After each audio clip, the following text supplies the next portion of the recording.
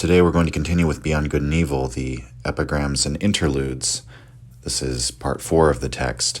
And I mentioned at the very end of the last episode, this is Nietzsche writing in the style of the French aphorists, people such as La Rochefoucauld. Stylistically, this is what he's emulating, but also in terms of substance, what La Rochefoucauld did was to make psychological observations, first and foremost. And that's a large part of what Nietzsche's doing here, although he does cover more territory than that. Now, this section is, it's a series of interludes, right? Does that mean that these are just completely disconnected from the rest of the text? Well, no. I think it is important as an interlude that it is the bridge between the beginning of the text, the first 3 sections, which establishes the prejudices of the old philosophers, dogmatic universalist philosophy, the perspectival, free-spirited approach to philosophy, and then applying this to religion, which is essentially morality and metaphysics, the foundations of our thought, right? And particularly going after Christianity, but really religious thought in general, and asceticism, the figure of the saint, the image of the good life within the religious mindset, you might say, and what that has produced in Europe seen from a psychological perspective, because as Nietzsche concludes part 2 of the work, the free spirit, psychology is now the route to asking the deepest questions. So now in part 4, what we have are some of the most famous sayings of Nietzsche are contained here. And it's an exercise in applying everything that Nietzsche has laid out up to this point. And I think these, unlike, say, the Maxims and Arrows and Twilight of Idols, where Nietzsche just starts the text right off, and I describe that, at least personally, for my own taste, it's a little bit jarring as a beginning section. Part 4 of Beyond Good and Evil, I think, is situated perfectly in that, having established this mode of thought or his way of approaching philosophy and human life, Nietzsche can now approach philosophy in that playful way of the Gaia Scienza, in that sort of dancing, leaping from mountaintop to mountaintop way that is so definitive of him, stylistically. But again, he is influenced very much by the French aphorists. And so I think this section is placed exactly where it needs to be in the text, and I think it perfectly sets up the next section. More importantly, though, it's like constellations of ideas. It's constellations of assertions and thought experiments that are all separate but related. And amongst these are some of, as we've said, the most important ideas of Nietzsche, presented simply in this decontextualized aphoristic form. And we'll find ourselves referencing many of these. I should just say, I find myself referencing many of the epigrams in this section, because oftentimes Nietzsche has elaborated on these ideas elsewhere, and it's like these are the condensed, most artistic, witty form of his ideas. So, very far-reaching chapter, and yet somewhat specific in its context in the work. So let's get into it. As I said last time as well, I'm not going to read every last one of these and elaborate on every last one of these, because that would take too long, and unpacking or exegesizing every single one of these. I'm actually going to try to be very brief about my analysis about each one of these sentences, even though I'm sure I will say a little more about some of them than others.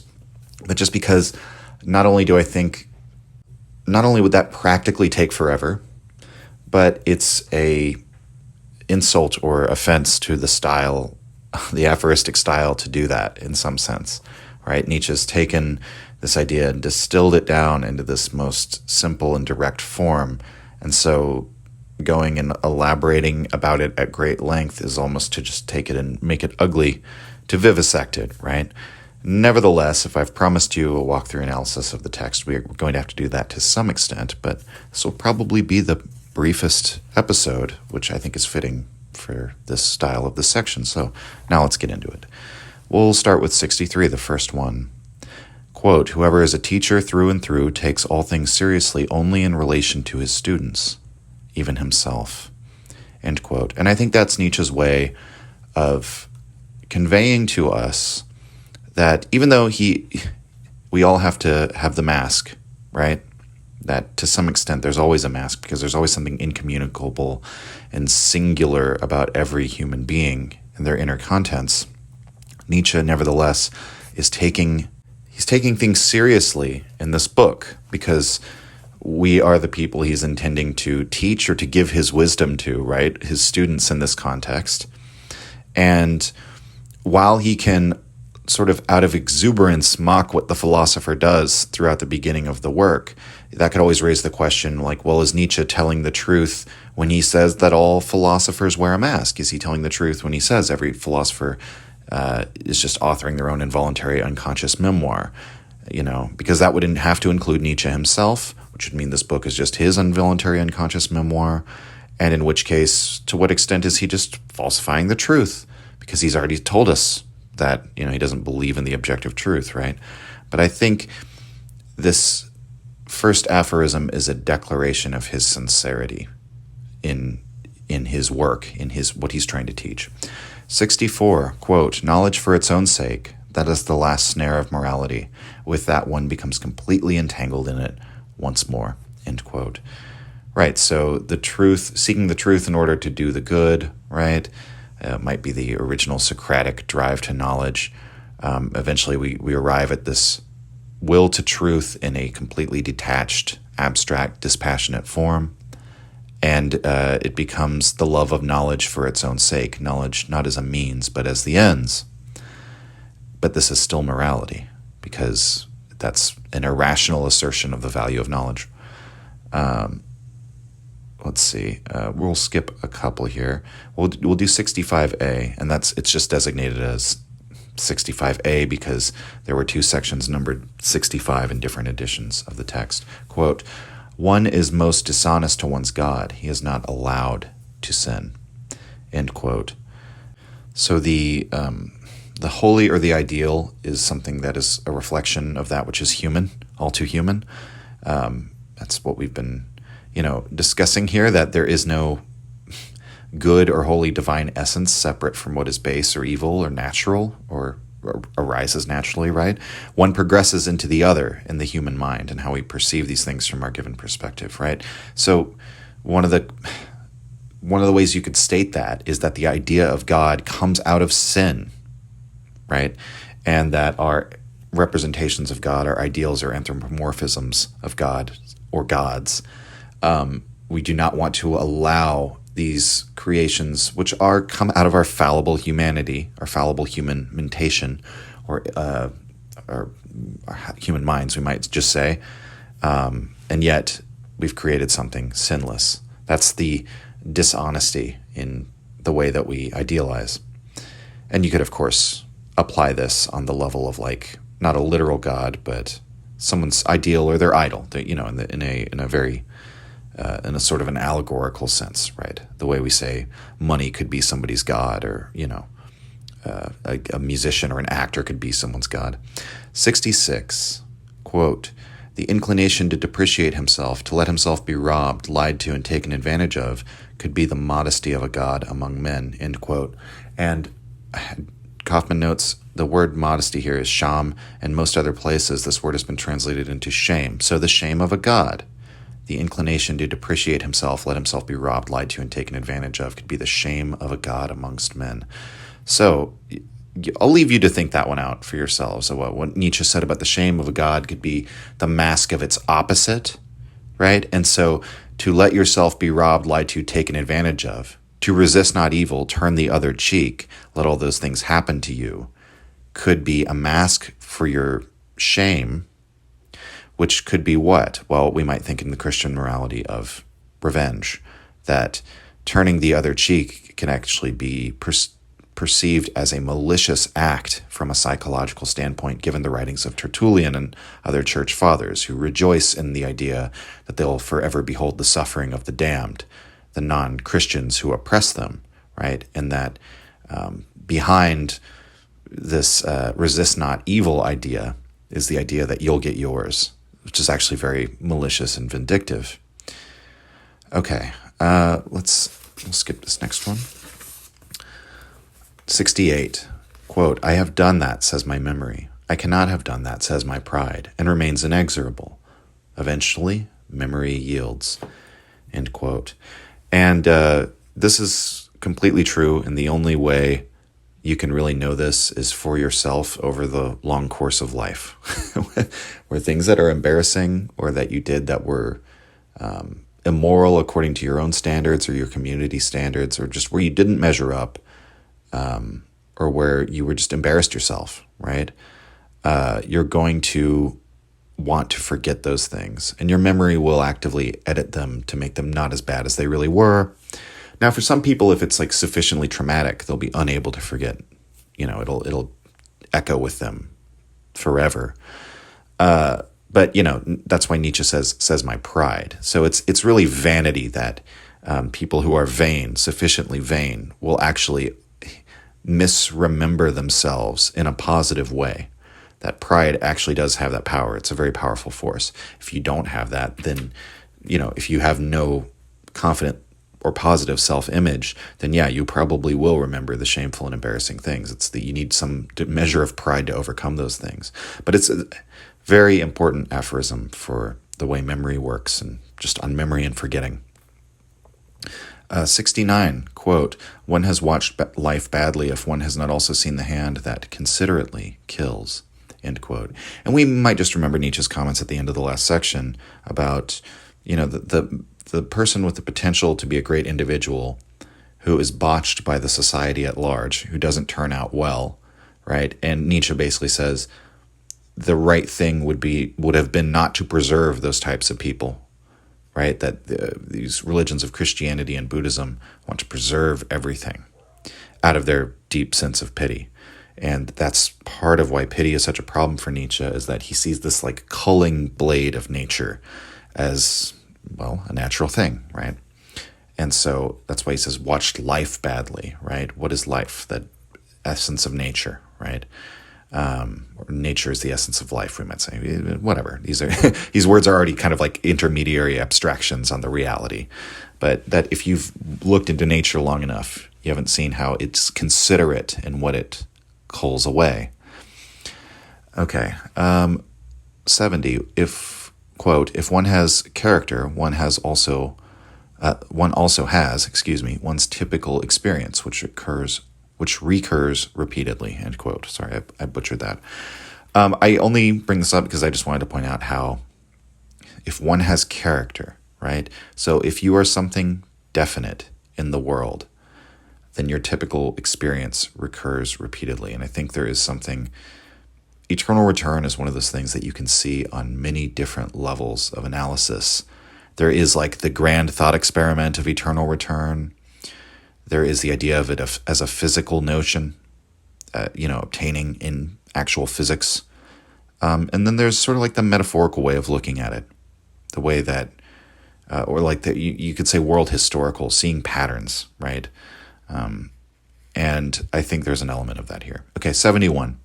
Quote, the sage as astronomer, as long as you still experience the stars as something above you, you lack the eye of knowledge, end quote. And above you is in scare quotes.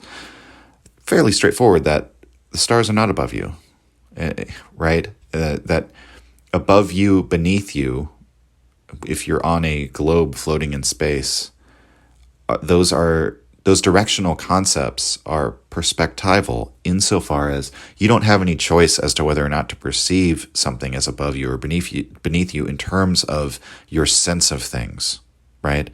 What you actual direct sensation, like because of gravity, you're going to have a sense of what up and down is as this bipedal being walking around on the terrestrial surface of a planet. But the eye of knowledge, the ability to abstract and to perceive and to understand nature, imparts you with this higher wisdom that the sage as astronomer, right? Astronomy gives you the notion that your perspective as to what up and down is completely relative to your perspective. It's not an absolute. It's just your vantage point. And universalizing the notion of up or down relative to your concept of up or down, to suggesting that this is a law, right, that exists throughout the entire cosmos, is nonsensical, and it's absurd, but it's what the philosophers have been doing since time immemorial. 72, quote, "Not the intensity but the duration of high feelings makes high men," end quote. I've referenced this one a lot, but I think it's funny that Nietzsche comes down on the side of quantity over quality. I mean, I guess you could put them both in terms of quantities or qualities in a way, but it's what makes a high man, right? You could put that a lot of ways. An elevated person, somebody with elevated feelings toward life, maybe the kind of person who is saying yes to the joy of their life, or maybe he's speaking about it in the political sense, in the great man sense, right? But I think it is more psychological because he directly references feelings. That it's whether your elevated state of mind endures that is going to allow that consistency of that feeling. That's going to allow you to become who you are in that case. Okay, 73, quote, "Whoever reaches his ideal transcends it eo ipso." Eo ipso means by that token. If you reach your ideal, you transcend it. That's because it can no longer be your ideal.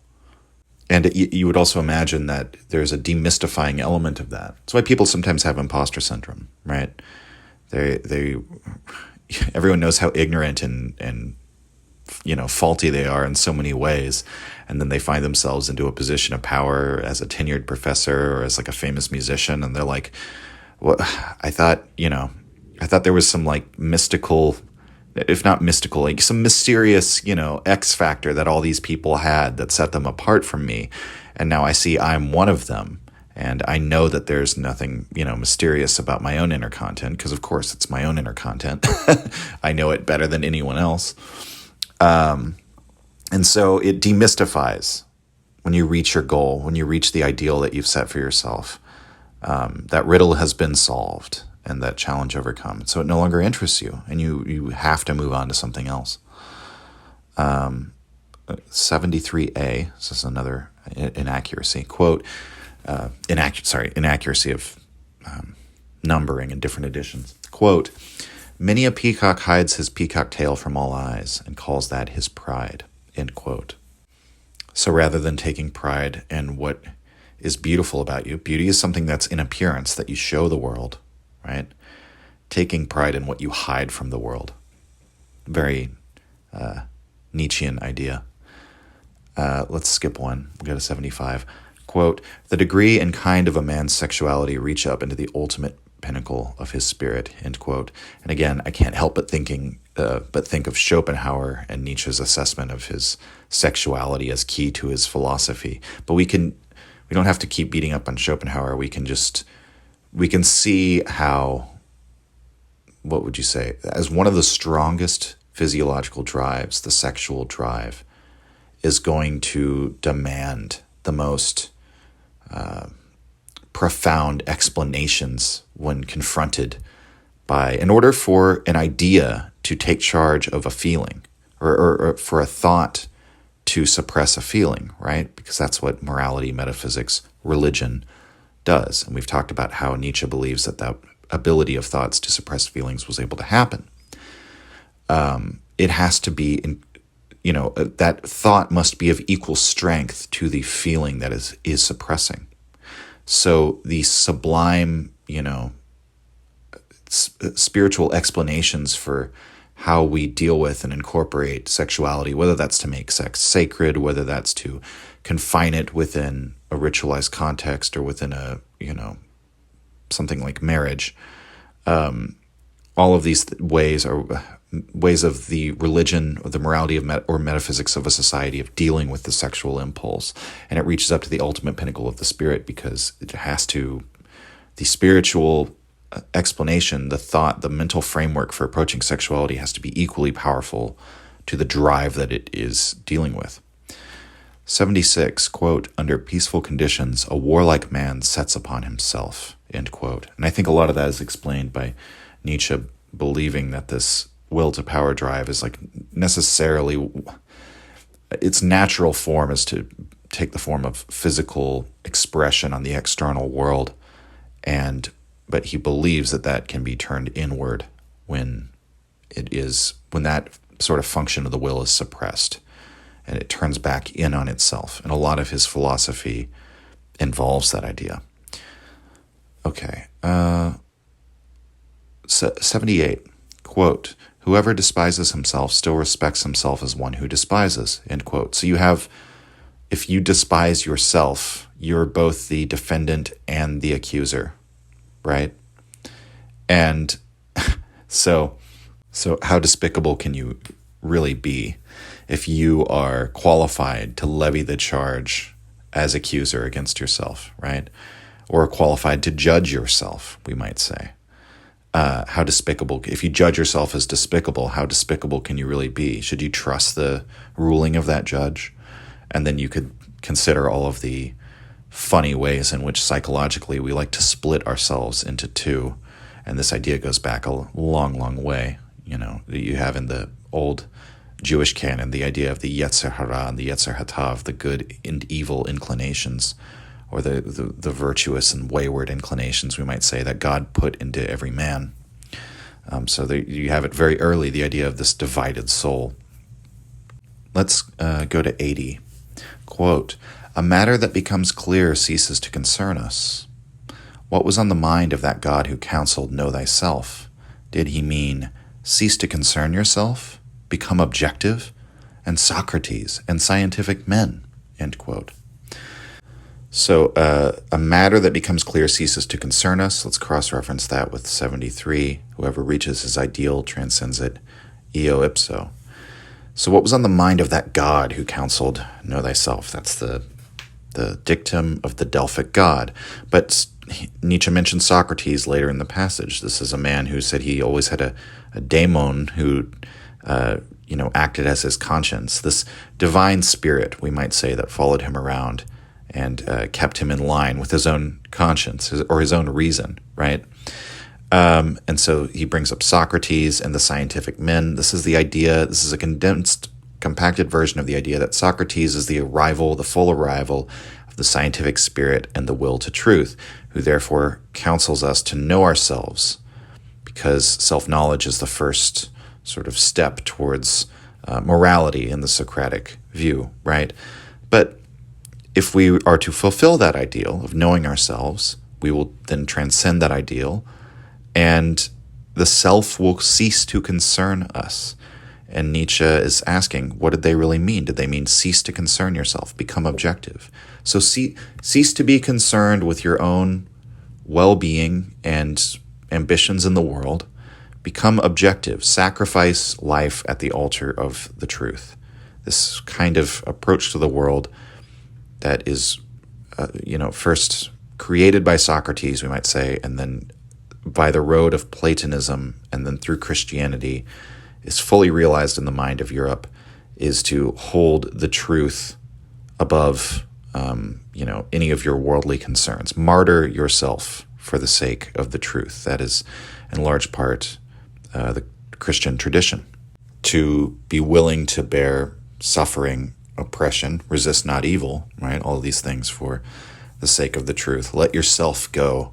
Consider the lilies of the field, how they toil not, right? God will provide for you. Don't worry about it. But you should be willing to die for the truth, right? It's the final consequence of this. The thrust of this passage is that know thyself ends in a lack of concern for everything that the self actually is, all those subjective concerns, all those accidents of our physiology and birth and our history and our circumstances, the actual stuff that makes up our lives becomes of little concern. 81, quote, "It is terrible to die of thirst in the ocean. Do you have to salt your truth so heavily that it does not even quench thirst anymore?" End quote. So instead of using the idea of the truth being sweetened, we're using the idea of the truth being salted. But I think the meaning is so straightforward that it almost doesn't bear elaboration. It's mostly the first line. It is terrible to die of thirst in the ocean, right? And so the truth is all around you. It's very readily accessible. It can be apprehended by the likes of, Heraclitus, who didn't have access to the same accumulation of knowledge and technology that we have. He just looked within to his own reason and to what he knew to be true out of his own self-assuredness, right? And said that he perceived this logos, this pattern in all of nature around him. So the ability to apprehend the truth is all around you. It's just that you salt it so heavily that it doesn't quench your thirst anymore. 82, quote, "Pity for all would be hardness and tyranny toward you, my dear neighbor," end quote. I think it's actually fairly straightforward that pity as an ideology, if it becomes all-encompassing and fully realized as the sole basis of what your moral orientation toward the world is, will, for a number of reasons, create actually a worse reality. It will make life more hellish. And so pity for all, while it may seem like compassion towards one's neighbors, would actually end up very badly for all of them. 83, quote, "Instinct, when the house burns, one forgets even lunch. Yes, but one eats it later in the ashes," end quote. What does that mean? It means your instincts can't be denied. Yes, you can temporarily suppress your instincts for existential reasons, some sort of need that is near to hand, dire need that requires that you don't indulge that instinct, or a thought can suppress that instinct. But the truly demanding instincts will eat their fill eventually, right? You will, like if you continue on living, you will have to eat lunch eventually. Okay, 85, quote, "The same affects in man and woman are yet different in tempo. Therefore, man and woman do not cease to misunderstand each other," end quote. And remember the passage where Nietzsche talked about different, like, sort of national or ethnic characters of, like, their sort of cultural spirit, and how the tempo of their language affects it's like the tempo of their thought. That's a reflection of their tempo of thought. Nietzsche is again using the idea of tempo to suggest that this is a difference in men and women, that the same affects of passions, drives, feelings could be felt by members of the opposite sex, and those thoughts will have a different tempo. So we might say perhaps the same feeling to a man or a woman might have a profoundly different gravity to it, a different heaviness, different all-encompassing nature, or it might be experienced by the opposite gender as a more fleeting feeling and something wispy that doesn't really take hold of you, you don't really grab onto, it's there and gone. I think is largely what he means by tempo. Let's see here. 87, quote, "Tethered heart, free spirit. If one tethers one's heart severely and imprisons it, one can give one's spirit many liberties. I have said that once before, but one does not believe me unless one already knows it," end quote. Yeah, I think this is a way in which freedom is found in limitation, and the way in which if you tether your heart severely and imprison it, right? So telling yourself which feelings, maybe severely limiting which sorts of feelings you're going to chase after and flit after. But this gives your spirit many liberties in terms of your geist, your intellect, your capacity for abstraction and intellectual imagination, right? That might be a good way to put it.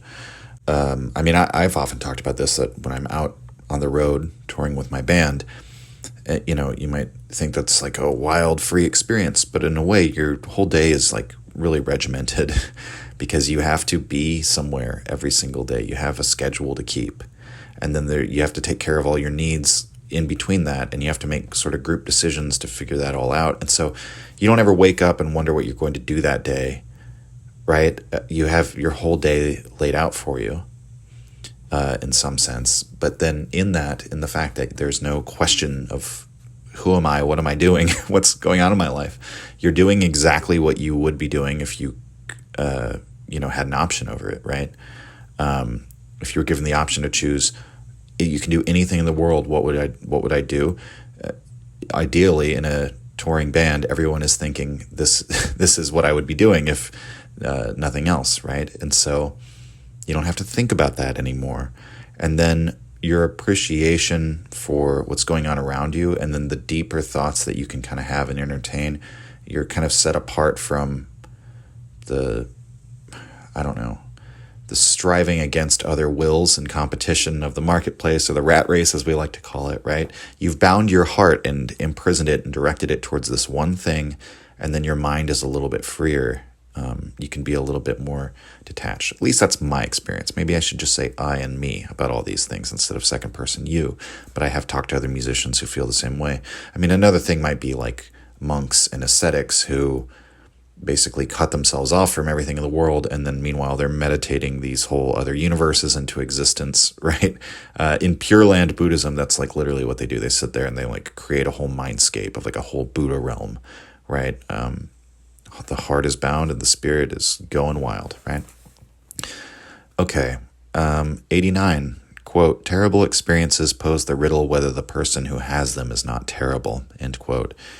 So I rag on Jordan Peterson on this podcast all the time, but there's a quote of his I really like where he's talking about, he's like, if you've, been on dates with like a dozen women and they all say you're terrible, the problem isn't women, the problem is you, right?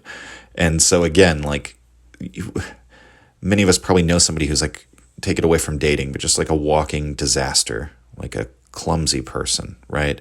Or they just like, they're always arriving late, 10 to 15 minutes late. Everything is last minute.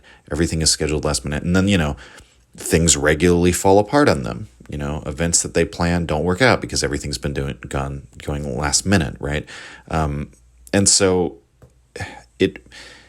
the issue is when Nietzsche's saying whether the person who has them is not terrible, I don't think he's saying in a moral sense. I think he's speaking in that almost the pre-moral sense, the prehistorical sense of morality, right? That you're terrible because of the bad consequences that flow back towards assessing your own value, right? The sort of pure consequentialism of morality prior to know thyself. Nietzsche is invoking that we still have a little bit of that moral intuition insofar as the person who's always having terrible experiences poses the riddle to us, raises that question in the back of our mind, like, is it just you who's terrible? Okay. 92, quote, who has not, for the sake of his good reputation, sacrificed himself once, end quote. Throwing yourself on your sword can actually be a way of saving your reputation or your image. It could be required. And, you can actually be morally praised in a very strange way, either verbally, outwardly, or just in the way other people perceive you, for owning up to things that you did wrong. People respect that, which raises the issue, because it is known that that is respected generally, that somebody might actually do something like that out of a calculating decision. Be like, I don't want to do this, but it's the right thing to do, right? And we all kind of like look at that as an admirable quality if somebody has that thought process.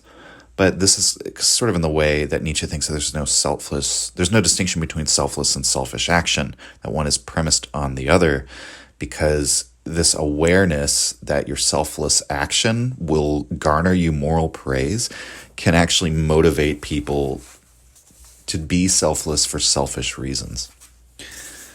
Okay. 93. Affability contains no hatred of men, but for that very reason too much contempt for men, end quote.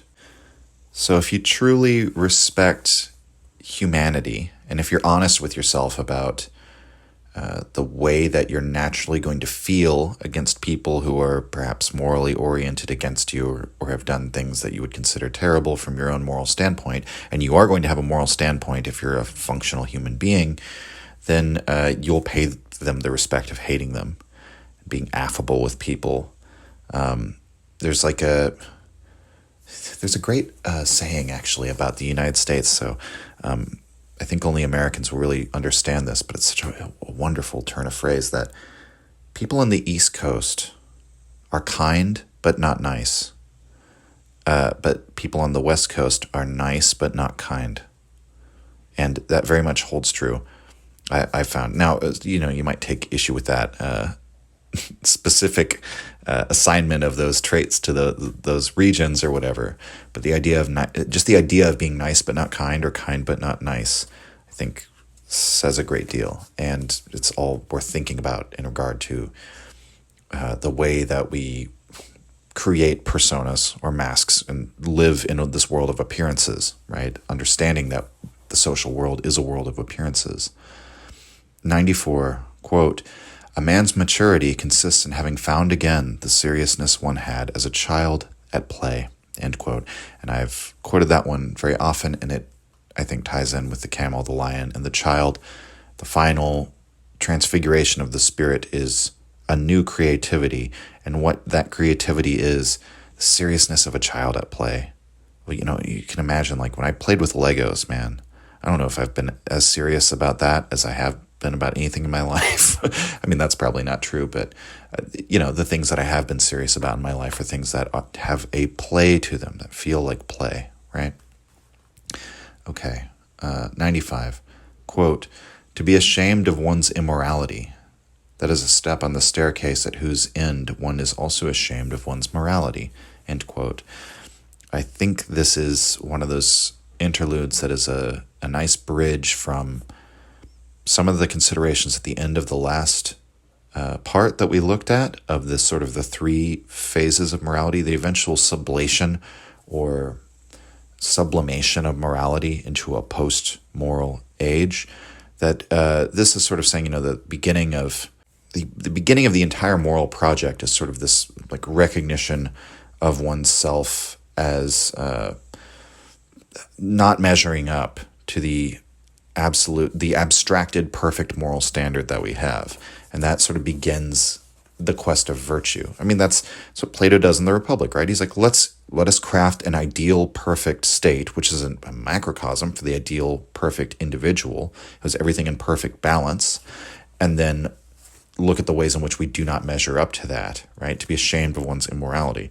But that launches this long moral project, which Nietzsche believes ends in the death of God and therefore the death of all morality, right? And so to now stand at the end of that process, looking back, to be ashamed of our morality, to say, wow, we've had this 18th centuries of Christianity, which has really done a lot of harm to the European spirit in Nietzsche's view. That's, I think, the meaning here.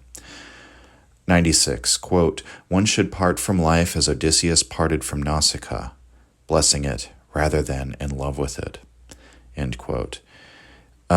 This really reminds me of the Taoist, the conception that the sage loves life but does not cling to life. And his non-clinging to the transitory phenomenon of life is the way in which he can love life, truly love it, right? There's also a saying in Japanese, mono no aware, which is sort of like the beauty in transitoriness. There's a song by the band Yob called Beauty in Falling Leaves that I think is like a sort of a meditation on this that I recommend you all listen to. 97, quote, "What, a great man? I always see only the actor of his own ideal," end quote. I think this kind of saying causes consternation with people who believe in like the great man theory of history. But if you followed along with the whole politics and history season, Nietzsche is very much in favor of that theory as well. It's just that here, in the specific philosophical project that he is setting out upon in Beyond Good and Evil, he is placing that whole theory into the world of appearances. So the actor of his own ideal, there's first the element that every, what would you say, like major historical figure has looked to past examples of people who did the same thing as an inspiration or a monument to idealize so that they can sort of take on the mantle of this past figure, right? But all of the, in the way that, Caesar looks back to Alexander the Great, right? But then the name Caesar becomes even more, impactful through both the life of Caesar and then just the word itself influential on the course of history and on human thought, right? So by taking on the mantle of Alexander, Caesar transcends his ideal, right? By living up to it, eo ipso, he transcends it. And it's, I believe Dan Carlin talks about this in the Caesar episode, how, imagine that you're a Roman aristocrat, there are all these death masks in your house. Like upon dying, they take a mask of your face and then put it up on the wall. And these are like all of your ancestors. And as we talked about in the episodes on Fustel de Collonges, like this is an ancestor worshiping society. That is the form of their religion primarily. And so the young Caesar would have grown up in this environment where he would have seen, like, there's a room in your house where you have like the faces of all your ancestors who have all had all these great deeds attributed to them, like watching, like, in judgment of you. Might also think of Theoden in Lord of the Rings, right? When he dies in a heroic battle after having led what he, has doubts about his kingship as lackluster as he dies, he says, "I go now to my fathers, in whose mighty company I shall not now feel ashamed. I'll no longer be ashamed of, the things I said and did." And so there's this idea in which Nietzsche's putting forward here, insofar as every outward persona is in this world of transitoriness, no being, right? No thing in itselfness. That's what we all are. We have to apply that to ourselves. And so even the great man, the Napoleonic man, the Goethean man, that Nietzsche's looked up to as, the savior of culture, is just he's another actor, right? He's another appearance. There's nothing beneath that. But that's not to denigrate, right? That's not to undercut what, such a figure is or means for history. It's simply to point out that we are all that, which actually has very interesting implications for the possibilities for an individual human life, right? That you are actually what you do. And that because you don't have an underlying substance or essence, the possibilities for you might be endless for you to become who you are, right? 99, quote, "The voice of disappointment. I listened for an echo and heard nothing but praise," end quote. You want an echo, somebody like an Alexander wants a Caesar, right? But praise, the thing we pretend like all people want. This is in the same way Nietzsche didn't want praise. He wanted fellow free spirits, right? He wanted other people who would share in his project. He didn't want, he would see that as what Wagner got seduced by, just being praised by a bunch of lesser people, whereas Nietzsche wanted camaraderie and kinship with fellow thinkers. 100, quote, "In front of ourselves we all pose as simpler than we are. Thus we take a rest from our fellow men," end quote. And I think there's an element there of the fact that our self-judgment is always informed by the voice of the community. It's a manifestation of the voice of the community to some extent. And just, alone by ourselves in front of the mirror, we pose as simpler than we all are. We take a rest from psychologizing ourselves, judging, penetrating into ourselves, if we want to have a little peace from the crowd, because that process of identity is a socially negotiated thing. And so letting go of that for a little while is a way of mental solitude from everyone else. 100, this is 101. Quote, "Today the man of knowledge might well feel like God become animal," end quote. And this, I think, has to do with Nietzsche's idea of the gloomy but more honest 19th century that has brought out the animal in man. There's that aphorism in Human All Too Human, truth is Circe. Error has turned animals into men. Might truth turn men into animals again? But we feel like a god become man because we have this godlike intellect. We've made ourselves the measure of all things, the judge of all existence. People presume to judge whether life is good or bad or not, right? And having placed ourselves in this position of a what would you say, absolute perceiver, absolute judge over reality, we then find that we're just animals. 102, quote, "Discovering that one is loved in return really ought to disenchant the lover with the beloved." What?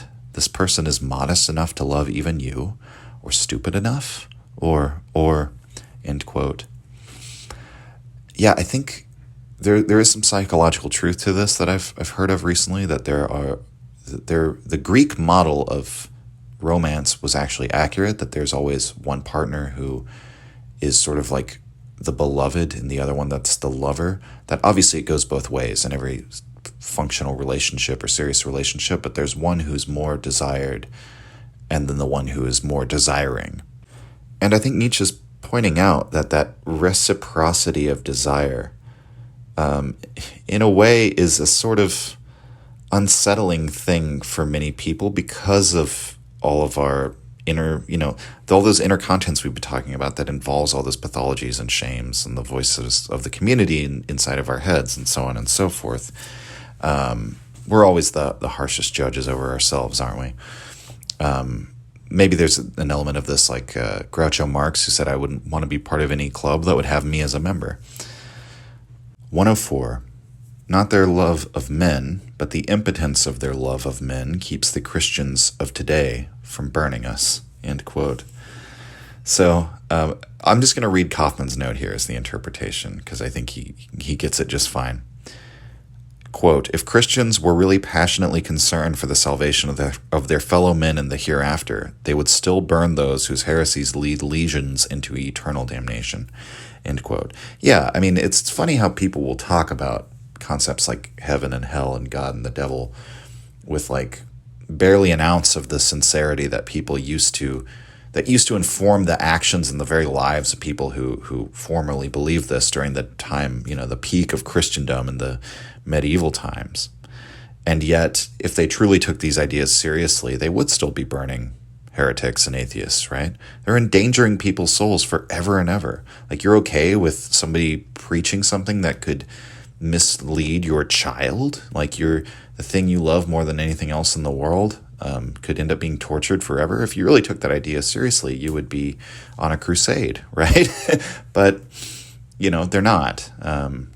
The impotence of their love of men keeps the Christians today from burning us. So that it doesn't imply, right, that they've actually have a waning faith, but they actually maybe don't feel that love of mankind as strongly as they claim to.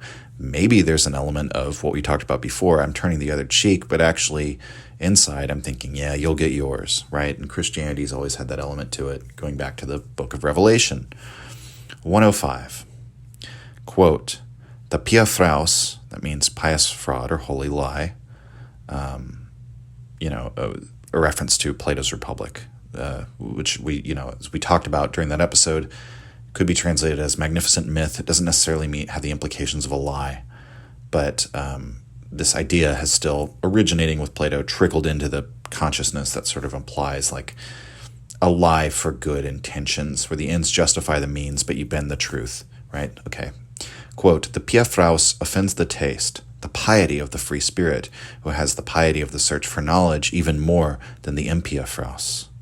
Hence his profound lack of understanding for the church, a characteristic of the type free spirit, his unfreedom. End quote. So the free spirit is, in a way, the most unfree because he is so absorbed. He's imprisoned his heart, right? He's directed his passions, so he's so completely given style to his character and oriented his character and his life toward his goals that it's not this flighty, uncommitted, what would you say, sort of, flitting about sort of freedom. It's a freedom in which one has invested everything into what they feel is the best or most worthwhile expenditure of their life while they're on Earth, right? And so for Nietzsche, and I think for the philosophical free spirit, the piety of the search for knowledge, right? This aphorism is really important because, again, it's like Nietzsche's not irrationalist or anti-truth. It's just that he thinks when you really search for the truth, what you find is so many of the things we've said about truth are so wrong, right? And the dogmatic philosophy of the past was so wrong. But it's not that the Impiafraus that motivates the free spirit. It's not just we want to say edgy things. It's the piety for a true will to truth, right? A true search for the truth has actually felt very strongly with the free spirit, and he cannot feel otherwise, right? That's his unfreedom. 106, quote, "In music, the passions enjoy themselves," end quote. Music is pure passion. It's formless. There's no imagistic representation of music. Music is the purest form of art in Nietzsche's view, as it was for Schopenhauer and I think Hegel, because of this formless, non-imagistic quality. It is just the emotional resonance of art. 107, quote, "Once the decision has been made, close your ear even to the best counter-argument, sign of a strong character, thus an occasional will to stupidity," end quote. And so right after I say Nietzsche's not an irrationalist, here he says an occasional will to stupidity. But when I talked with Carl in that episode recently about James Burnham, and he had his rules for life that he wrote down, and one of them was, if there's no alternative, there's no problem, right? Sometimes when you've made a decision, it pays to stick to it, and entertaining alternatives after the fact can only be harmful. And even if somebody presents you with some alternative course of action that might sound good, if you've already committed and put forward the resources towards something, it might be good to have a will to stupidity, to ignorance, to shut your ears to this and say, no, we're committed. We're all in. And, that the idea here is, for one, it's occasional, so not all the time, but it may actually be stupid in some cases. But as a general rule, this might be an indication of a strong character, into somebody who, in the long term, is adopting a mode of life or of managing their life that is going to produce a stronger or better outcome, to maintain your commitment to the things you've earnestly committed to. 108, quote, "There are no moral phenomena at all, but only a moral interpretation of phenomena," end quote. One of the best, most straightforward statements of Nietzsche's moral, you could call it relativism, I've called it fictionalism in the past, perspectivism. Definitely, though, anti-moral realism. Nietzsche is not, there's no moral realist interpretation of Nietzsche. Now, you could get into Paul Katsafanis and the constitutivist view of Nietzsche based on will to power, but I think it's very important insofar as Nietzsche in this passage says there are no moral phenomena, right? The phenomena of themselves. Morality is not an objective fact you discover in the world. All of that falls victim to the thing in itself, whole way of approaching the world, right? Okay, 109. Quote, "A criminal is frequently not equal to his deed. He makes it smaller and slanders it," end quote. So, you go on the stand to defend yourself as the defendant in your case, and you say, "Your Honor, I didn't really mean to do that, bank robbery. I was never held as a child, and, really, I just needed the money so badly, and, I took care. I didn't want anyone to get killed in that, that brutal act that I admit now was wrong," right? He makes the act smaller and slanders it. And in some sense, Nietzsche is not criticizing the criminal. He's criticizing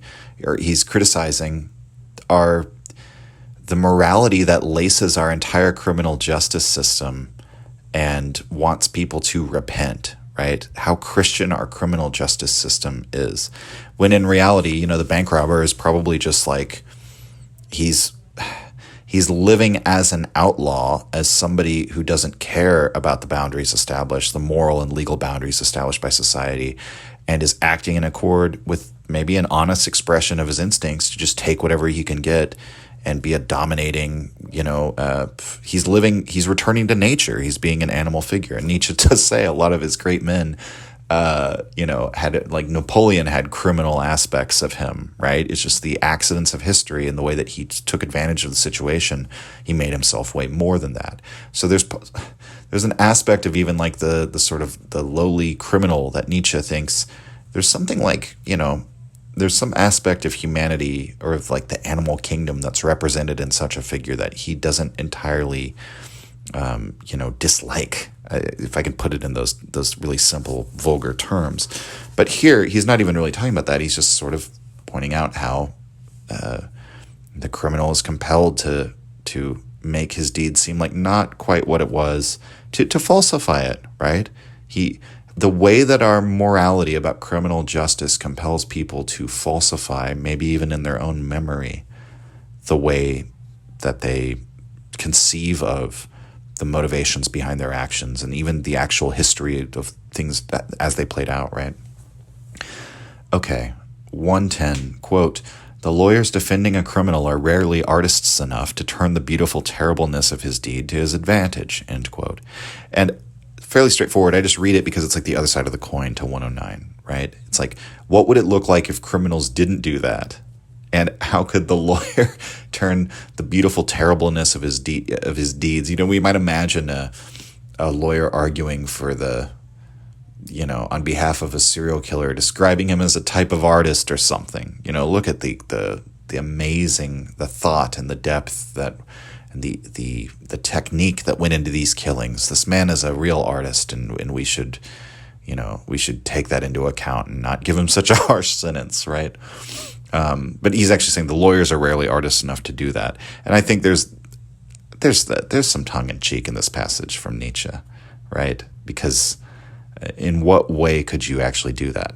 Now, what is funny is that if you do look at it like, say, who was a famous criminal who's a philosopher, perhaps the most famous philosopher? Socrates. Socrates dies as a criminal. He's executed by the Athenians for crimes that he defends himself for in court and fails to persuade the jury. And one of the reasons why is because in his apology, he basically admits to the crimes that they're charging him with, right? In so many ways. In sort of an ironic way. And we're going to talk about this when we talk about the apology next season. But in a way that Socrates, being an artist, which is another irony, he's being an artist of trying to turn the beautiful terribleness of his deed, of actually corrupting the youth and turning them away from the gods of the city, because he kind of was doing that, and turning that to his advantage, right? Of course, he wasn't artist enough because he still was executed. 113, quote, "You want to prepossess him in your favor, then pretend to be embarrassed in his presence," end quote. And I don't know, this really reminds me of the style of La Rochefoucauld. There's a couple I skipped over that are also very much like La Rochefoucauld, but this type of observation I think is certainly not universal. It's funny because the whole thing is in quotes, right? So it's being quoted as if it's like a piece of dialogue, which sort of brings our mind around to the idea maybe this is contextual, maybe it doesn't apply in all cases. But the idea of, if you meet a celebrity and you're embarrassed might be a weird way to translate it, but nervous, anxious, but in a way where you're sort of falling over yourself in front of them, or, maybe nervous in your speech and appearing like you're, not good enough to be in your presence, right? This outside of, we might normally think, how do you make somebody regard you in a positive way? Well, praise them or thank them or all these things. But he's saying, look embarrassed in their presence, and that will feed their vanity, right, to a high degree. 114, quote, "The enormous expectation and sexual love and the sense of shame in this expectation spoils all perspective for women from the start," end quote. So he says perspective for women, so I'm assuming he means the perspective of women. You could look at it as all perspective on the issue of women, or all perspective of women themselves on the world. Either way, Nietzsche is necessarily sort of tying a woman's perspective to sexual love, or we might just say like romantic love, and then looking at how this has been, this particular drive in humanity has been disturbed by Christian morality, or perhaps we might say Wilhelmine German society. the thing is that he is making this tie between women, like their role is sort of indelibly bound up with sexual or romantic love, and this is what spoils perspective for women. So, you can take that or leave it. But we can definitely see Nietzsche's, his beliefs about, his opinions about women there in this one, which are somewhat infamous. Okay, the next one too, 115, quote, "Where neither love nor hatred is in the game, a woman's game is mediocre," end quote. And I think this is like a flip side of hell hath no fury, like a woman's scorn, that what Nietzsche's saying here is that a woman, she's at her best in the game, the social type of warfare, when she's strongly motivated with, deep feelings toward the person that she's engaging with, whereas men might be able to, he just says in the game, right? But we can imagine this could apply to so many different things. Social competition, right? The contest, the agon that still exists today. Women will succeed better in social competition when they're invested emotionally. Men might, by contrast, succeed better when they're more calculating or detached from their feelings about somebody. And I guess he doesn't say they're terrible. He says their game is mediocre, right? Okay. 116, quote, "The great epochs of our life come when we gain the courage to rechristen our evil as what is best in us," end quote. And that is truly a hard, terrible task to set before yourself, to find the courage to rechristen what you thought of as evil as your best. I mean, because evil is a strong word, right? And in spite of how liberated many of the Nietzsche podcast audience is, I'm sure we all still entertain ideas like that because it's just in the oxygen around us. And that Nietzsche says this will mark off the great epoch in our life because in some sense that's you transcending or overcoming some aspect of you that you thought was some idea of sin that you had, some moral, in other words, a moral overlay over reality, one more of those overcome. We'll go to 117, quote, "The will to overcome an affect is ultimately only the will of another or of several other affects," end quote. So this is the idea that the intellect is merely a tool or a weapon in the hands of a drive. It's not that you have reason or the ego consciousness or some arbitrary rational governor that is sorting out yourself. What you have is actually conflict and competition between competing forces, your drives or impulses within you. And your will, when you experience the will to overcome one of your drives, it's another drive that wishes to obtain the advantage in this. 120, quote, "Sensuality often hastens the growth of love so much that the roots remain weak and are easily torn up," end quote. There's that line in Romeo and Juliet where, Romeo is in love with Juliet, but he's talking to Father so-and-so. I don't remember, like the friar. He's talking to like a friar, right? I think so. It's been a long time since I've read it, but I'll always remember this line because he's basically saying, "You're always falling in love with girls every week, Romeo. I guess a man's love doesn't lie in his heart, but in his eyes," right? And so sensuality, right? The sensual, being struck with like sensual beauty, hastens the growth of love so much, the roots remain weak and are easily torn up. That you just, when it's based on sensuality, it's not rooted very strongly. 121, quote, "It was subtle of God to learn Greek when he wished to become an author, and not to learn it better," end quote.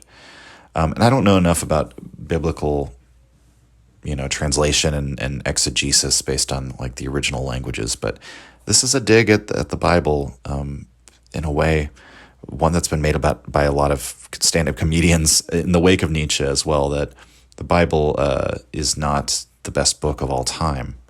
And you would think that it would be, but Nietzsche is here like giving like a backhanded compliment, right? Well, at least he took the time to learn Greek, and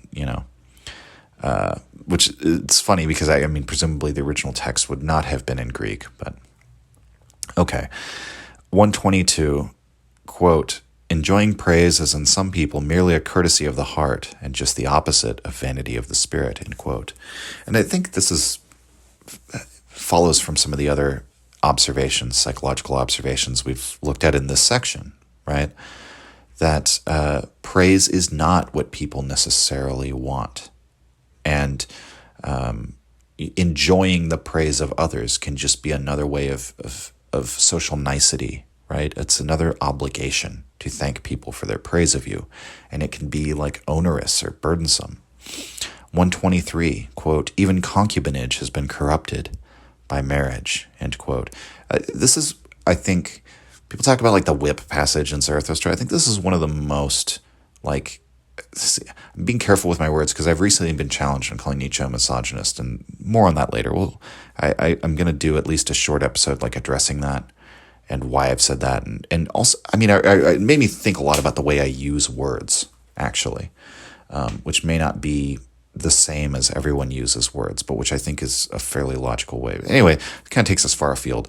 I'll just say this passage basically saying that it was better when women were just concubines than, marriage, like some sort of, because even in those times, marriage isn't even like this equal relationship that it's perceived as today. Whereas concubinage is like, basically a form of somewhere between slavery and marriage, right?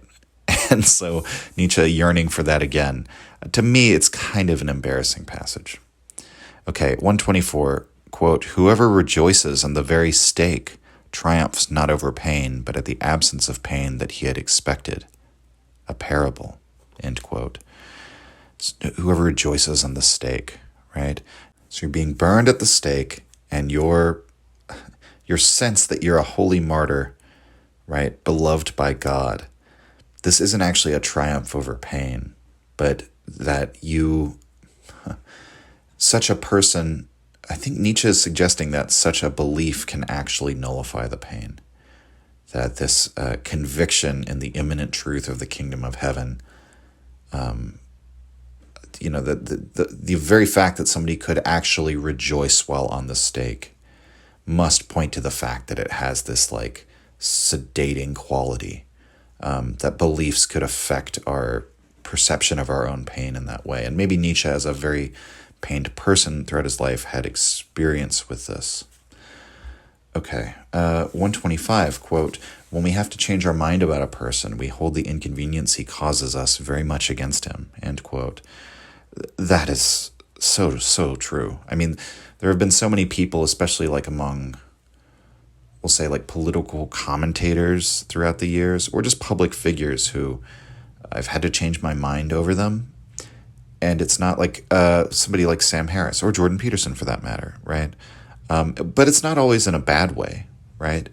But it's almost worse if there's somebody that you really almost like loathed, and then they start saying and doing things that you agree with or find laudable, or like think are the right thing to do, and you start to, see that person as like a good representative or a good ideal, whereas previously you saw them as something bad. You do hold it against them. Like, oh, fuck you for making me change my mind about you. We resent the mental labor of it for a large part, but also the inconvenience that causes us is also the social inconvenience of what everyone else will think of us for having been wrong about you, right? So especially if any of this is public. This doesn't even just apply to like public figures. It could apply to your friends, right?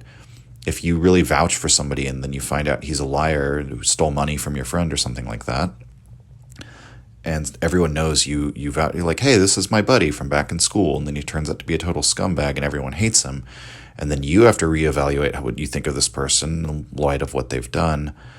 That's a great inconvenience, because now everyone will look at you as the guy who was wrong, or like they'll look at you as somebody whose sense, for like who's a good person and who isn't is kind of off, and with suspicion, and by your own admission, if you've admitted that you're wrong, right? So it's a great inconvenience to you, and it works the other way too. Okay, 126, quote, a people is a detour of nature to get 6 or 7 great men. Yes, and then to get around them, end quote. And, I think that's fairly clear if you listen to most of the podcast, that Nietzsche thinks this is the harvest of culture, the means and the ends, the sum total of culture is found in individuals, and that you're only going to get like 6 or 7 great ones out of a whole people, out of a whole nation. But very often people forget that last part, yes, and then to get around them, right? Nature is absolutely ruthless in the culling, right? They become, just like as we brought up before, Alexander is this great image to Caesar, but then Caesar way surpasses Alexander. And then who cares about Alexander anymore? I mean, I know people still do. People still talk about him, but the endless progression and dynamics of life are of such a nature that we forget, and rightly so, the earlier iterations. I mean, what is ape to man? A laughingstock and painful embarrassment. Okay. 128, quote, "The more abstract the truth is that you would teach, the more you have to seduce the senses to it," end quote. This is wonderful writing advice, and everyone should take this, even if you're just talking about literary fiction. Anything abstract you're trying to convey. So abstracted, quality abstracted from the specific object or some idea or notion that's not tied to a specific context. Become more concrete in describing it. If the senses can't grab onto anything, they're not going to grab onto the idea. 129, quote, "The devil has the broadest perspectives for God. Therefore he keeps so far away from God, the devil being the most ancient friend of wisdom," end quote. So there is an irony here, or a sarcastic element to this, insofar as we might, the old saying is the fear of God is the beginning of wisdom. But the way Nietzsche thinks of wisdom, right, he thinks that's one of the moral prejudices we've had about the truth, that in fact an actual penetrating, probing application of the will to truth always makes you wicked and immoral, because you have to probe at the very metaphysical and moral boundaries that have been set by your society in order to actually sincerely carry out that search for the truth. And so I think the devil being the friend of wisdom, well, that's a concrete image seducing the senses to an abstract idea, right? The concrete image is Mephistopheles and Faust, right? The man of wisdom, the greatest man of wisdom, eventually comes to the devil and says, "Take me beyond the bounds of ordinary human knowledge, of everything in which all these categories of knowing in which my thought has been circumscribed. Let's do some magic. Let's explore the human experience, right? The upper bounds of pain and pleasure and tragedy and the whole history of human thought." That's the journey that the devil takes Faust on, is a journey through experience and life. And that's where Faust actually finally learns to, he's thinking about killing himself at the beginning of the novel, and at the end he is saying, "Abide, moment, you are so fair." 130, quote, "What a man is begins to betray itself when his talent decreases, when he stops showing what he can do. Talent, too, is finery. Finery, too, is a hiding place," end quote. So much of this is about the self as this created thing of what is manifest, with the strange thought that we do have a hidden underworld within ourselves that the rest of the world doesn't see. But in some sense, the mutual perception of that is a reality we have to grapple with, because we all know we have this inner world, and by extrapolation that other people do too. And yet, perhaps it's that kind of consideration that forever fuels this idea of the real and apparent world, right? But if we are just living in the apparent world and understanding how the social world, so maybe I'll put it this way, how so much of our confusion has been ascribing to appearances the character of things in themselves. And in a way, we're not human beings, we're human doings. That the way we perceive and create an image of someone else is on what they do, and what they are begins to betray itself when his talent decreases, when he stops showing what he can do. Talent, too, is finery. Finery, too, is a hiding place. And so it's like, in absentia of somebody adopting that social role and displaying a talent for something useful, some practical or powerful skill that they have over the world, we see what's actually on the inside. Or to speak more properly, what was previously hidden but still there merges, becomes part of that simulation of that person. And Nietzsche, I really am getting the impression that he doesn't necessarily think this is a good thing, or else it wouldn't be a betrayal, right? 132, quote, "One is best punished for one's virtues," end quote. This is sort of a variation on our idea. The road to hell is paved with good intentions, but maybe that sort of suggests, right, that you start out trying to do the good, or the ends justify the means, but you end up at a place where you've done immoral things. This is really, in a way, suggesting, it's speaking of the actual material consequences to you, right? And that will be where you're best punished. It's for the value judgment commitments that you have made. 134, quote, "All credibility, all good conscience, all evidence of truth comes only from the senses," end quote. This is another good reminder, right? And it's important the way in which Nietzsche is not a Kantian about this, right? The Kantian would say, therefore there's a type of truth that is hidden from the senses. Nietzsche would say, therefore truth, it only exists within the senses.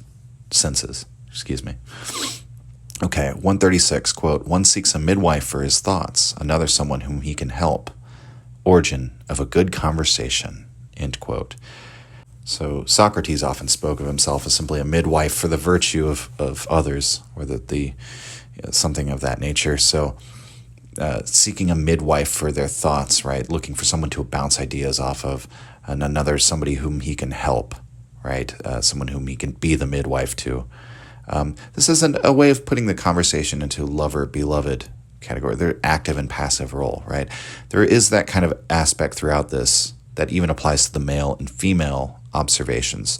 It might not apply on the level of actual historical gender roles, but on a more psychological, maybe perhaps what would later be called a Jungian level, right? Okay. 138, quote, "When we are awake, we also do what we do in our dreams.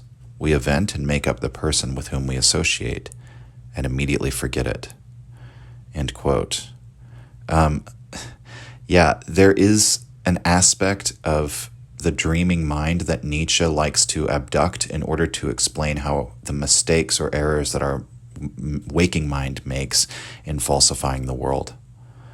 And that we invent and make up the person with whom we associate. So the person we are crafting, we are interpreting and perceiving the mask that they have shown to the world in a way that there's an aspect of our perception of others that is entirely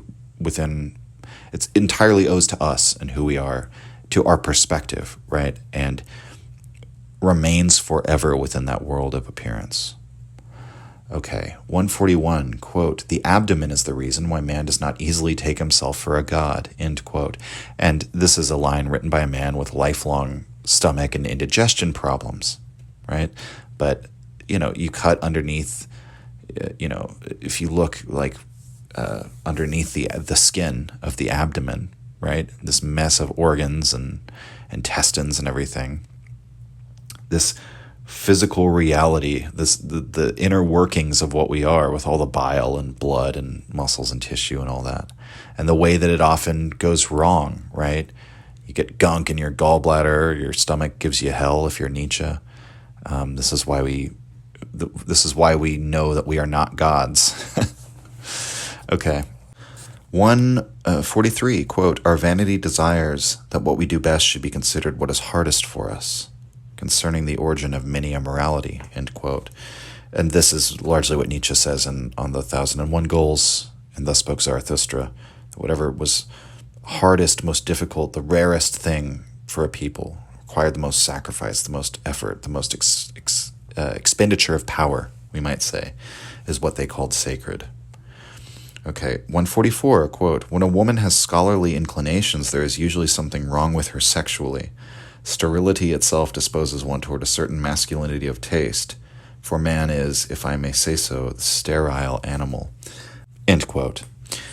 So, again, there is a association with, let's take it away from men and women, strictly speaking, and more like the masculine and the feminine, that the feminine is like the associated with the sensuous and the sexual and the romantic, and that the male we might think of as more Apollonian, keeping things at a distance, drawing boundary lines. This is why I think he's saying the male is the sterile animal. But, Nietzsche's views on men and women aside, I think this is an interesting, especially given that the term for the soul in German is female. I think this has interesting implications. Okay, 146, one of the most famous quotes from Nietzsche that many of us have encountered as a quotation before a movie or video game. Quote, "Whoever fights monsters should see to it that in the process he does not become a monster. And when you look long into an abyss, the abyss also looks into you." End quote. So choose your enemies carefully, because that is who you're going to become. I believe it was Ma Anand Sheela who said that, and that is sort of a variation on the same theme. And it almost wouldn't do to elaborate too much on this, but I would just simply say this applies in a literal historical sense, in the way things can escalate in physical conflict. It applies in the philosophical sense as well, and in the religious sense.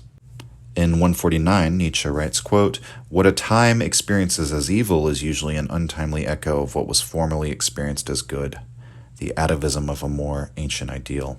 End quote. I'm pulling references from everywhere today, but that movie Sin City, there's a great line where Clive Owen's character is looking at, I believe it's Mickey Rourke, who's like this brutish barbarian of a man, and he basically says he was just born in the wrong epoch. If he had been born in the Roman times and had been able to, spill blood on the sands of the gladiatorial arena, he would have been at the top of society as a celebrity and a rich man and, lived a wonderful life. But instead, he was born in modern times, so he is an atavism meaning a throwback. And this is also what Nietzsche, the way he talks about people like Napoleon and Caesar, that they're experienced as evil in the moment, but really they're just a return to nature, actual nature, human nature. 150, quote, "Around the hero everything turns into a tragedy, around the demigod into a satyr play, and around God, what? Perhaps into world?" End quote. So around the hero everything turns into tragedy. So something about the heroic that is about the confrontation with impermanence and mortality, and the individual human being does not ever win that fight. That's why the tragic hero is always destroyed at the end of the tragedy. The demigod, it turns into a satyr play because the satyr play is like a mix of the comic and the tragic. It's the tragicomic, right? It's sort of like a higher perspective on life.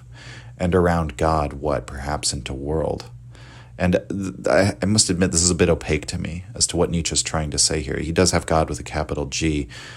It's unclear to me whether he's trying to say something actually metaphysical about like what, that the world might just be the psychological reflection of a God or something of that nature, materialized, concretized. Is he playing around with Berkeleyan idealism, something of that nature, looking at the world as an allegory for a mind? Or, and this is maybe more likely, is he saying something about what theism, God belief, says about us psychologically, that it is the assertion of a world in which intelligence precedes material, and in which an intelligence governs everything, a personal intelligence. Okay. 152, quote, "Where the tree of knowledge stands, there is always paradise. Thus speak the oldest and the youngest serpents," end quote. And I think there's another maybe subtle reference to Faust there, where, Mephistopheles puts on the clothes of a scholar and he meets a young student and basically says, the student is interested in studying all these topics, and Mephistopheles says, it's this promise to the student at the devil dressing up as a scholar, his promise to the young student about to enter the university is that you shall become equal with God. and possess a knowledge of all things good and evil, which is the promise of the serpent, to Adam and Eve, that you'll become like gods. That's why God doesn't want you to eat of this. This knowledge will make you godlike. And that comes with the implicit promise that a paradise lies at the end of it. But of course, paradise doesn't lie at the end of it. In Faust Part 2, when we meet that young scholar again, he's now jaded and cynical, right? And of course, the entire story of Faust is that knowledge doesn't lead to happiness. And that's the rub, right? This knowledge may make you powerful, but it doesn't make you happy. 153, quote, "Whatever is done from love always occurs beyond good and evil," end quote. So call back to the title, and a wonderful formula for understanding what beyond good and evil is. Not because I want to overestimate the value of love, which I think happens quite a bit in our ideologies, our moral ideologies and religions and so on, but because it points to some aspect of human life that there are feelings and motivations which are unquestionable and pre-rational or non-rational, and by that very token are sort of like an act of self-forgetting, in which case morality doesn't enter into the picture. And how many things would we classify as immoral that were done in the name of love, which in fact just simply had an amoral origin, because love was simply this all-encompassing, dominating motivation. 156, quote, "Madness is rare in individuals, but in groups, parties, nations, and ages, it is the rule," end quote. I don't really have a comment on that. I think it's so self-explanatory it doesn't need to be commented on. I just wanted to read it. 157, quote, "The thought of suicide is a powerful comfort. It helps one through many a dreadful night," end quote. Also a very oft-quoted line of Nietzsche's, and I think it's because of he's pointing to something that is paradoxical in nature, and the very essence of beyond good and evil, right, of breaking down this bifurcated thinking we have, that the thought of suicide might actually be the antidote to suicide.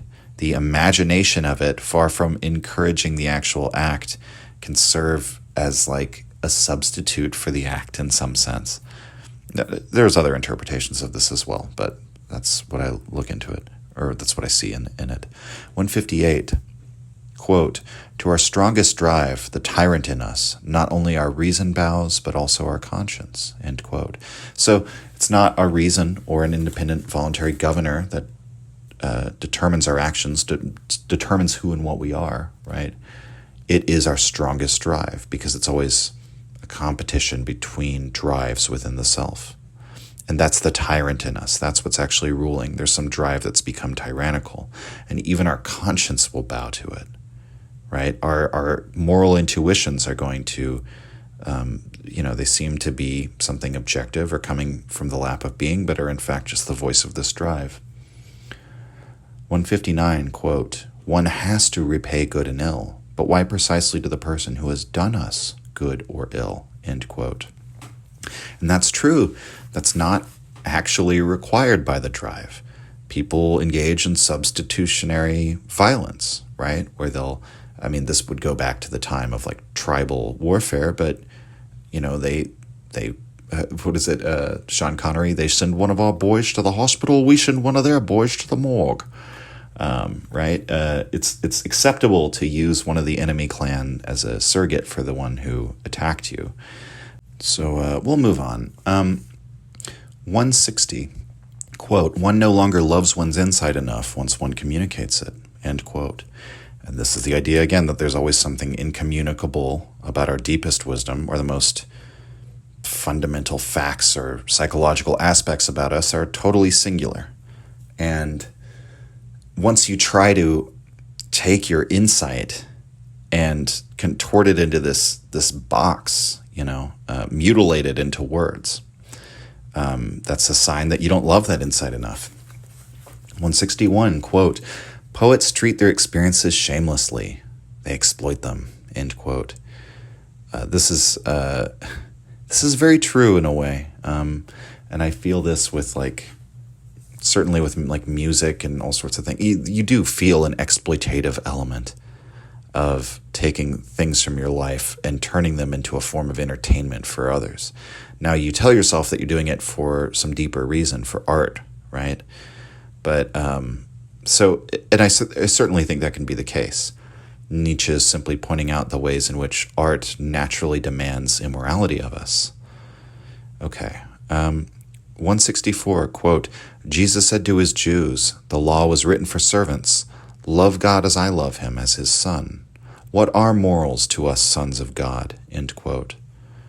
And this is Jesus referencing the Psalms and making all men into sons of God. And it's another way in which Nietzsche sees this as beginning on the path of morality, and it's like prefigured or prophesized in Jesus's statement here. It's the self-overcoming of morality, right? The self-overcoming of morality. Okay, next one. 166, quote, even when the mouth lies, the way it looks still tells the truth, end quote. Again, fairly straightforward, but I just love the turn of phrase, right? That in some way, people are always telling you the truth. This is the pantomime, right? The ability to study the face and the body language to find what the actual truth is. The flaws in the mask, the flaws in the persona. 167, quote, in men who are hard, intimacy involves shame and is precious, end quote. And that's an aspect of life that I think is often misunderstood, right? Like if you have let's say a stoical moral code or something like that, or like men who are hard, presumably he's talking about like soldiers, people who have seen, and been in violent situations or have had to harden themselves in some way. Opening up and being vulnerable, which is necessary for intimacy, it involves shame. And we might look at that as bad. Like being ashamed of some natural feeling or basic human need is bad, right? You shouldn't be ashamed. You should be able to be intimate. But he says, and it's precious. And so in some sense, the things that we're ashamed of, the things that we very rarely want to show to the outside world or partake in or we never want to give that desire its due because it's some way in which we've imprisoned our heart, right? It's precious whenever we do.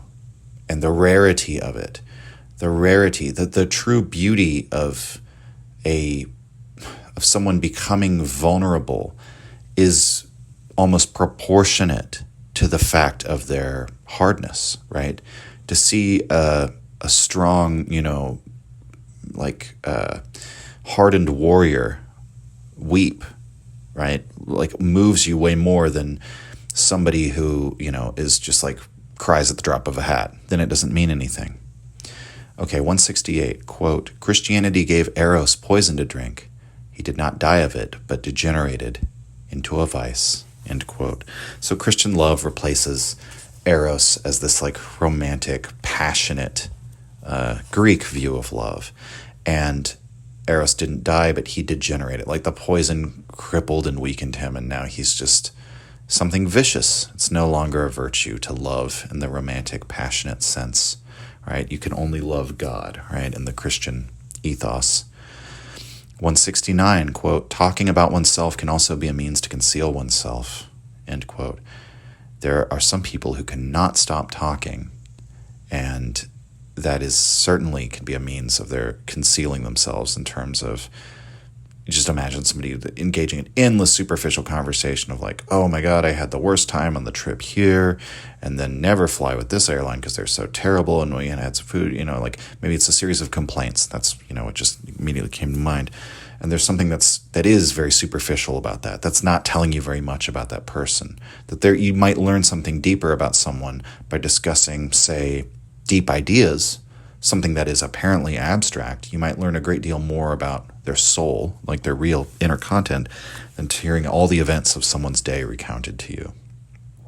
Okay, 170, quote, praise is more obtrusive than a reproach, end quote. And I think following from some of the things Nietzsche said about praise, this sort of solidifies he's kind of got a negative view about giving praise.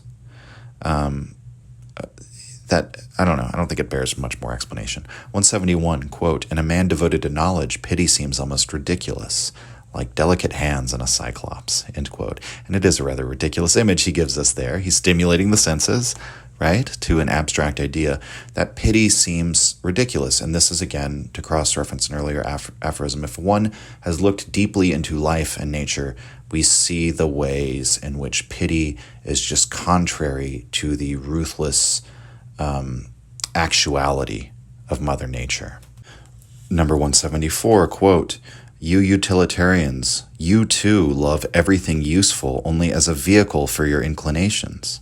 You too really find the noise of its wheels insufferable," end quote.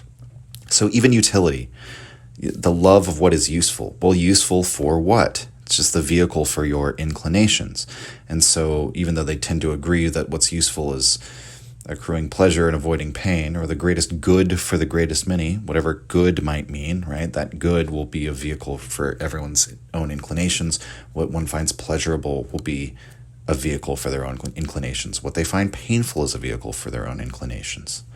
And, I think the implication here is Nietzsche, you're trying to make everything mechanical, but do you really find the noise of the wheels insufferable, right?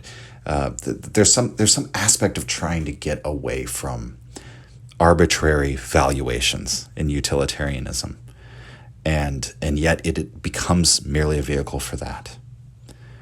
175, quote, "In the end, one loves one's desire and not what is desired," end quote.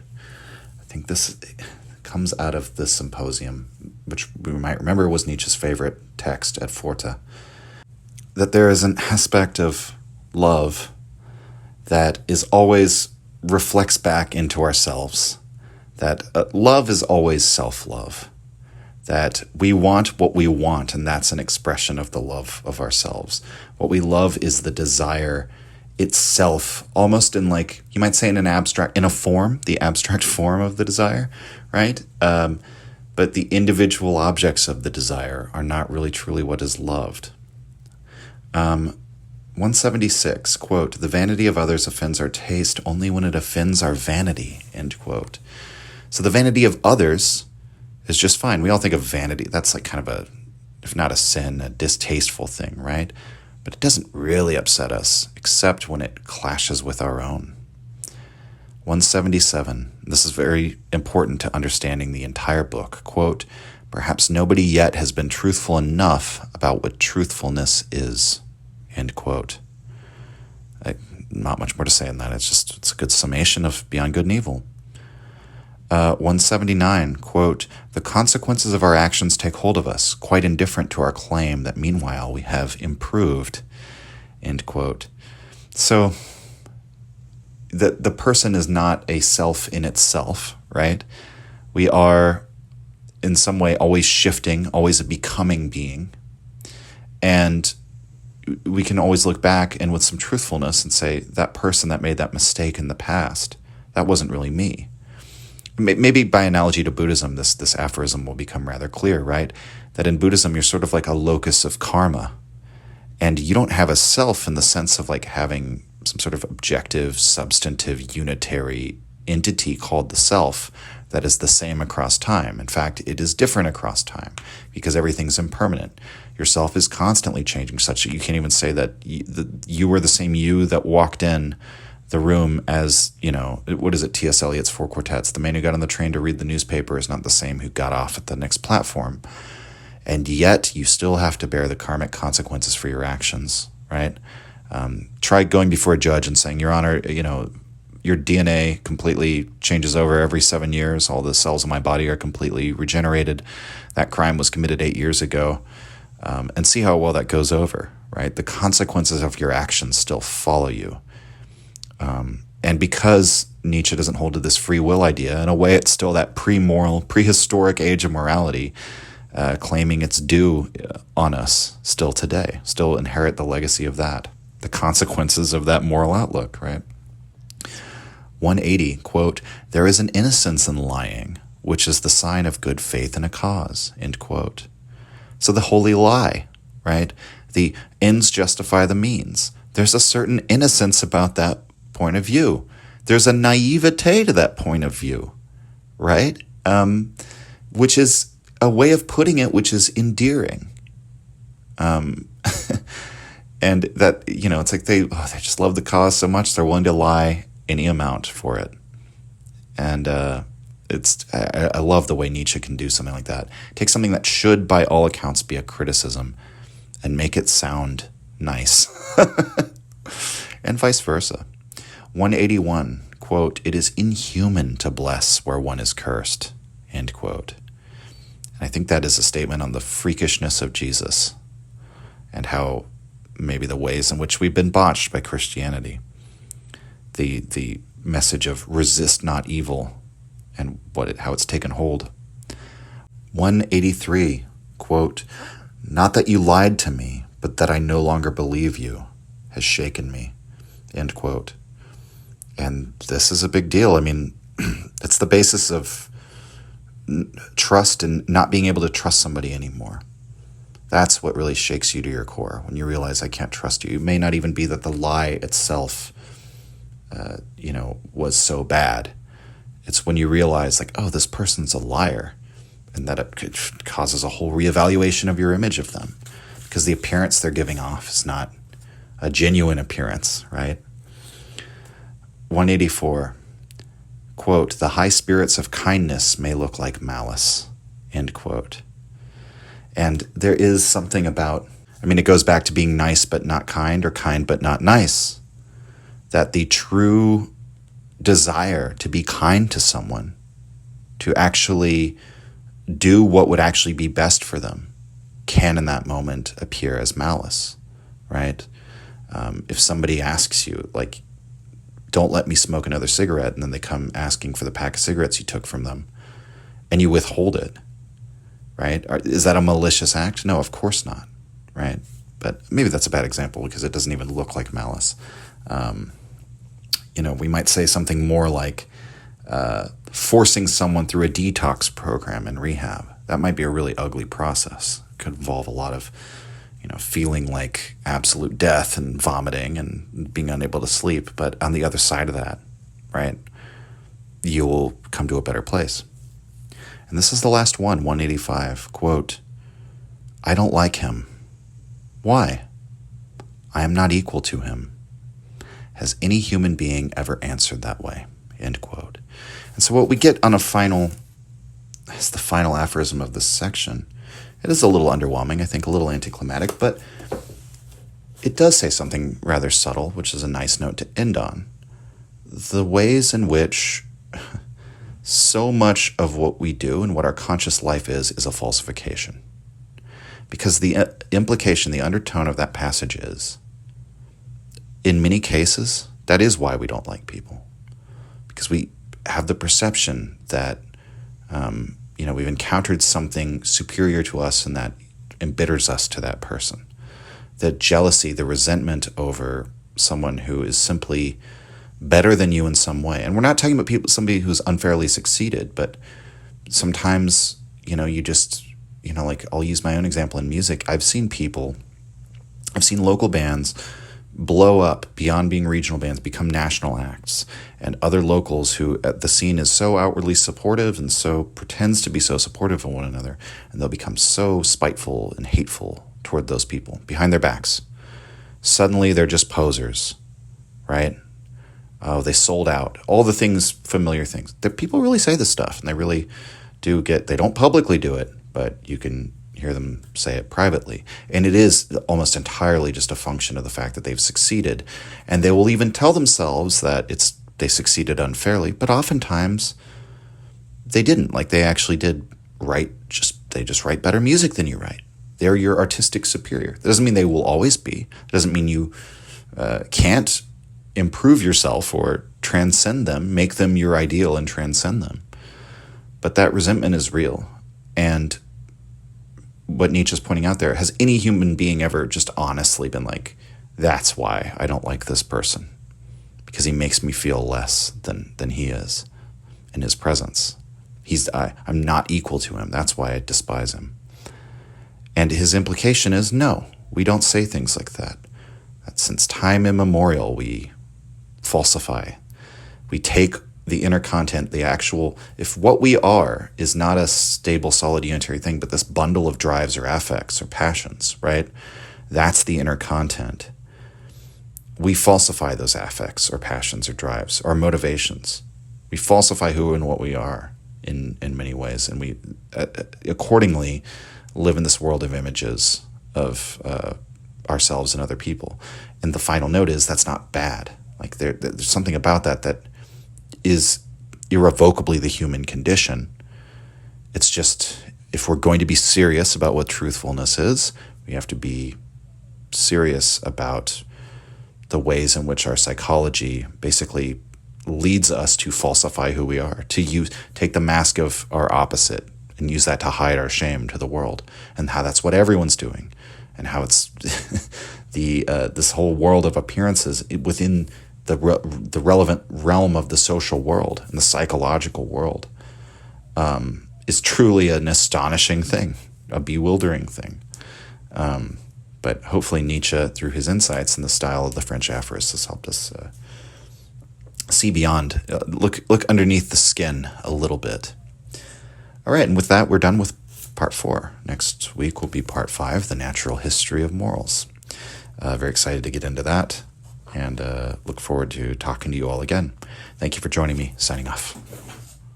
If you enjoyed the Nietzsche podcast or found it helpful, you can visit us and support the show at patreon.com/untimely-reflections. The link is in the description. Or just share the show with any of your friends that you think might enjoy it, or on social media. Thank you for your support.